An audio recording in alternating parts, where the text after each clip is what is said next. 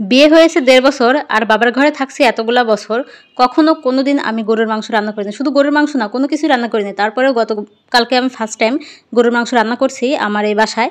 তারপরে আলহামদুলিল্লাহ এতটা ভালো হইছে, মানে খাওয়া তো গেছে, এটাই অনেক। তো অনেকেই বলে না যে মেয়েরা যদি বাবার ঘরে থেকে বিয়ের আগে রান্নাবাড়া শিখে না আসে তাহলে নাকি রান্নাবাড়া শিখতে পারে না। তো আমি নিজেকে দিয়েই বলি যে আমি আমার বাবার ঘরে কখনো কোনোদিন কোনো তরিতরকারি রান্না করিনি। তারপরে তো আলহামদুলিল্লাহ আমি এখন রান্না করে আমার হাসব্যান্ডকে খাওয়াতে পারি। হ্যাঁ, এখন আমি শ্বশুরবাড়িতে আমার ওইভাবে থাকা হয় না, যেহেতু আমি হাসব্যান্ডের চাকরি সূত্রে ঢাকাতে থাকি, তাই আমার ওখানে গিয়ে এখন রান্নাবাড়া করা হয়নি। তো ঈদে গেছিলাম, কোরবানি ঈদের পরে, তো তখন গিয়েও আমি রান্নাবাড়া করিনি, যেহেতু আমি একটা অনুষ্ঠান উপলক্ষে গেছিলাম। তো ওখানে খাওয়া দাওয়া হয়েছে। আর আসার আগে মানে আমার শাশুড়িকে বলছিলাম আপনি রান্না করেন, যেহেতু আমি কখনো রান্নাবাড়া করি নেই গরুর মাংস, তো এবার আপনি রান্না করেন। তো আমার শাশুড়ি রান্না করছিল।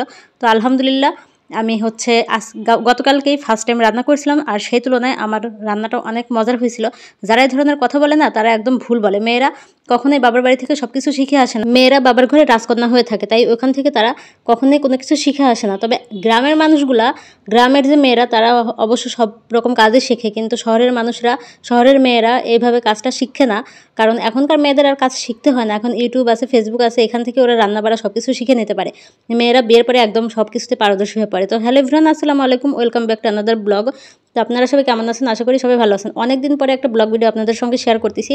তো দুইবার হচ্ছে কি স্টোরি শেয়ার করছি, কিন্তু স্টোরি শেয়ার করতে গেলে দেখা যায় খাতায় লিখতে হয়, আবার অনেক সময় বলতে হয়, বলতে গেলে বারবার কাটতে হয়। দেখা যায় 1 ঘন্টা 2 ঘন্টা সময় লেগে যায় এডিট করতে, মানে ভয়েস দিতে 1-2 ঘন্টা 1.5 ঘন্টা সময় লেগে যায়।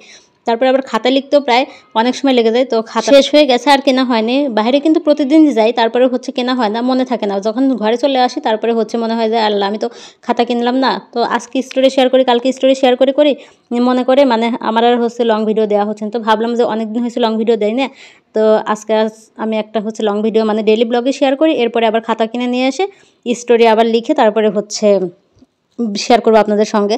আসলে স্টোরি আমরা যারা শেয়ার করি তারাই হচ্ছে জানে যে কতটা কষ্ট করতে হয়। অনেক আপু আছে না যে প্রতিদিন স্টোরি শেয়ার করে, আসলে একটা স্টোরি শেয়ার করতে অনেক কষ্ট করতে হয়। খাতায় লিখতে হয়, তারপরে সেটা ভয়েস দিতে হয়, ভয়েস দিতে গেলে বারবার ভুল হয়ে যায়, বারবার কাটতে হয়, আবার করে দিতে হয়। আমি কিন্তু কথা বলতে গিয়ে মানে ভুল হয়ে যাচ্ছে, অনেকদিন ডেইলি ব্লগ শেয়ার করি না, তো এই জন্য কথা বলতে গেলে এলোমেলো হয়ে যাচ্ছে। যাই হোক, এখানে কিন্তু আমি হচ্ছে গরুর মাংসটা অনেক সুন্দরভাবে কষিয়ে নিয়েছি, 4-5 বার কষাইছি, মানে এত সুন্দর করে কষাইছি, কিন্তু পুরোটা কষানো দেখানো হয়নি। এখন পুরোটা কষানো যদি দেখাতে যাই তাহলে হচ্ছে ভিডিও অনেক বড় হয়ে যাবে। যাই হোক, এখানে আমি গরম পানি এখন ঝোলটা দিয়ে দিলাম। আর কষানোর সময় কিন্তু কালারটা মানে অনেক ভালো লাগছিল। আপনাদের ভাইয়াকে বলছিলাম যে একটু কষানো মানে টেস্ট করে দেখো কেমন লাগছে, তো খায়নি। তো আমি অল্প একটু মুখে দিয়ে দেখছিলাম, তো দেখলাম অনেক মজা হয়েছে। আসলে প্রথমবার রান্না হিসেবে কিন্তু অনেক মজা হয়েছিল। ওকে আমি জিজ্ঞালাম, কয় ভালো হয়েছে। যাই হোক, মেয়েরা কিন্তু বিয়ের আগে সব কিছু শিখে আসে না, এটা কিন্তু গ্রামের মানুষ না, শহরের মানুষও কিন্তু এটা বলে। যেমন আমার বাসায় একটা আন্টি ছিল, বিয়ের পর আমাকে জিজ্ঞেসছিল তুমি কি রান্না করতে পারো, মানে এরকম একটা কথা। যাই হোক, সবাই ভালো থাকবেন, সুস্থ থাকবেন, আল্লাহ হাফেজ।